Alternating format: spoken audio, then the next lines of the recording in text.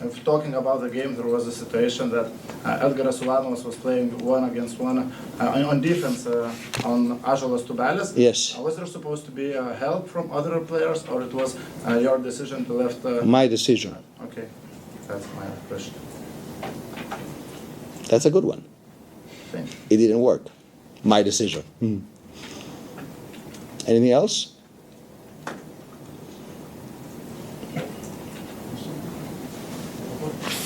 Guys, you're so predictable. Mamma mia.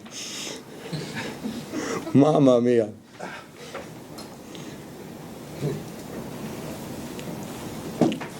Hey, Coach, Laurynas Biruttis didn't play in the second half. Yeah, we needed a different alignment. Nes atsimeni, buvo irgi tas, kai jisai paklausė, būtent tas buvo kiviršas su Tautvydu, ne?